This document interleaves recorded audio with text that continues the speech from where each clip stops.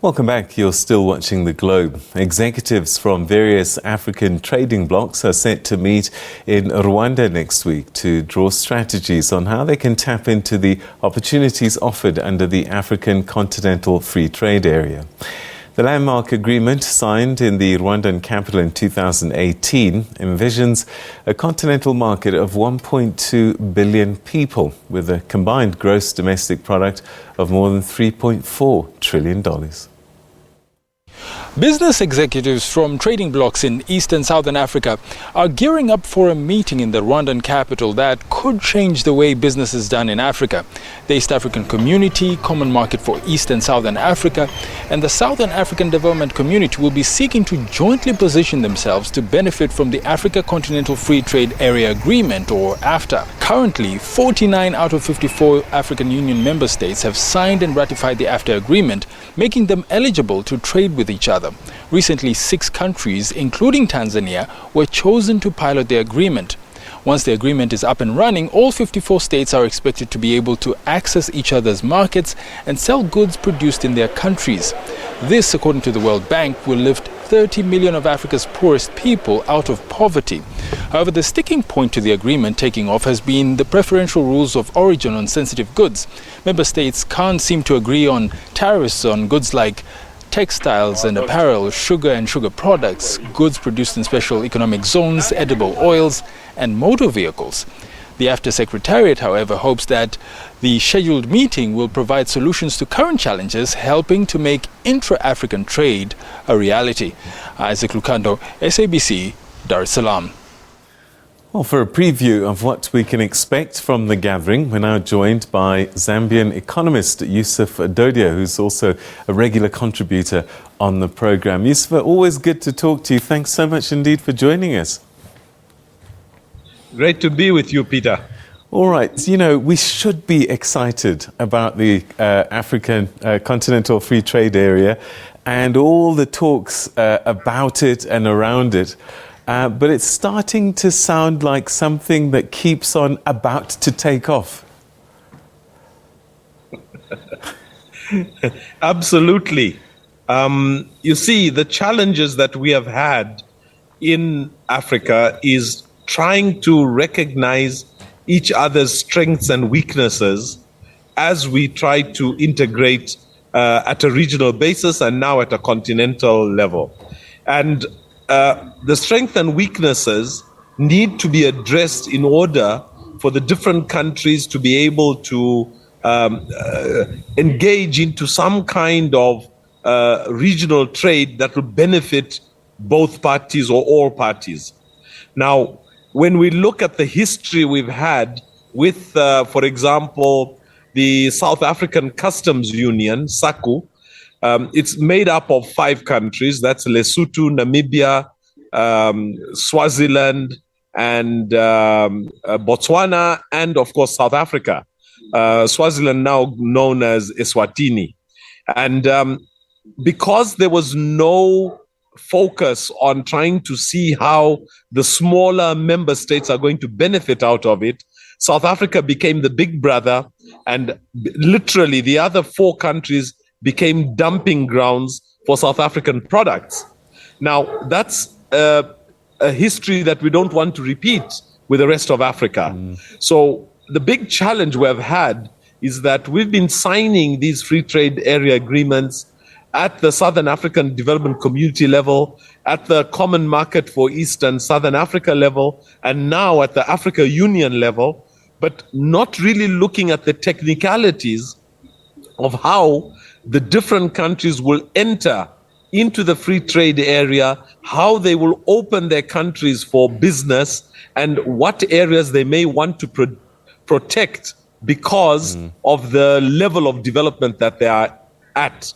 And I think this is something that the Rwanda meeting and subsequent meetings are going to have to address in order to have equitable performance or participation in the regional integration endeavor.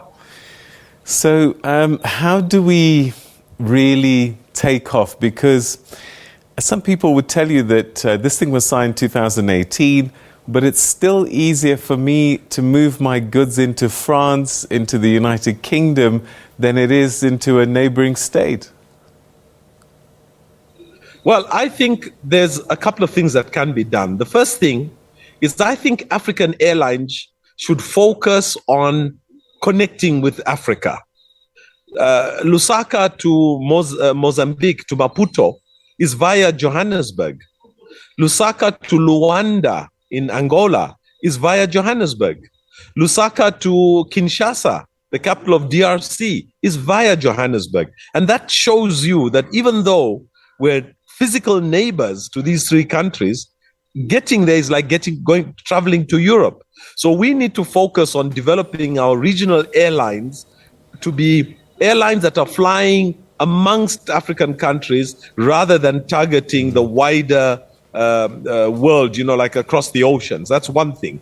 The second thing, I think, is we need to also look at opening up our bus and road routes into neighboring countries. This has not happened in a very significant way.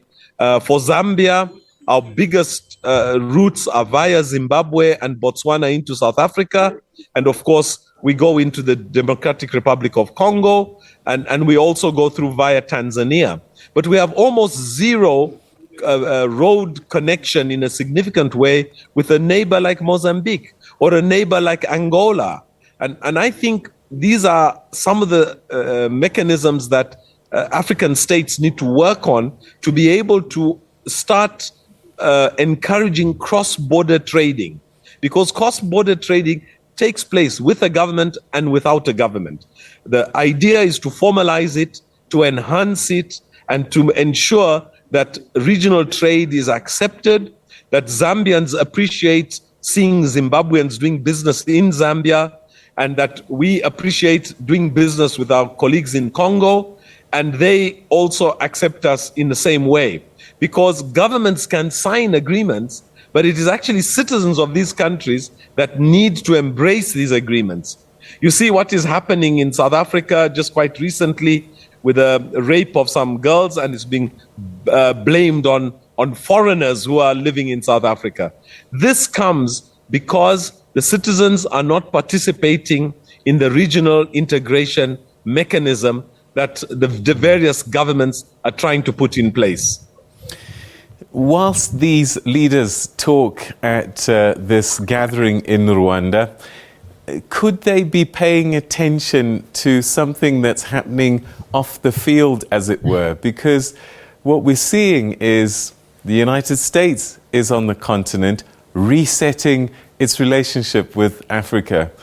Russia is busy moving, resetting its relationship with Africa. China has been working and been busy resetting and cementing its relationship with Africa, and even European countries such as France. I wonder if the old order is actually going to be cemented even more as we're busy trying to move forward and we don't see it coming. I think you're right. And I think the opportunity here lies in the fact that they are opposing international superpowers.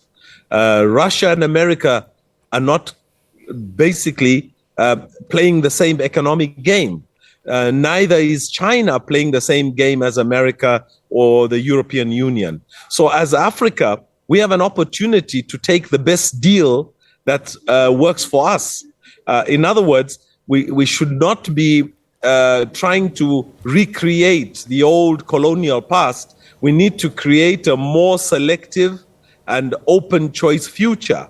I know that the UK, after breaking away from the European Union through the Brexit deal, are now looking at cementing and strengthening the Commonwealth relationships with the Commonwealth countries. Now, for a country like Zambia and many other African countries, we need to look at which trading partner, which international trading partner gives us the best deal for our economies to pick up, for our people to live better lives. And I think that's an opportunity we shouldn't miss, because at this time in the development of the planet, the opportunity for African countries to choose the right partner is now. There was a time when we didn't have a choice, but quite clearly now there's been a lot of international players, global players, that are all fighting for the same markets, that are fighting to make the same kind of connections. And I think that we're in a position to choose the best suitor to get into a relationship as far as Africa's development is concerned. All right. You're a businessman, and I just wonder, at the end of this gathering in Kigali, what do you want to hear from the leaders that will encourage you? I would like our leaders to recognize that their role is to market opportunities to their nationals, and that the Zambian people, the Zambian business community, are the ones that are going to decide what works. Because too often in Africa, our leaders tend to try to dictate how the private sector should operate, what the private sector should do. I think we need to leave that to the private sector. They know best, they know what works, and with government support, the private sector can turn our economies around in a much more sustainable and a more profitable way. So we need to embrace our private sector, and we need to start shifting from foreign multinational companies driving our economies to start moving towards domestic companies that are owned by the nationals, to start driving our economies, because that's where the future should be taking us to. Yusuf, it always sounds as if we should get business people like you to be presidents of our countries. It's great talking to you. Thanks so much for your time. Thank you so much, Peter. You take care, and you have a good one. Thank you. All right, then. So one of our regular commentators, Zambian economist and businessman, Yusuf Dodia.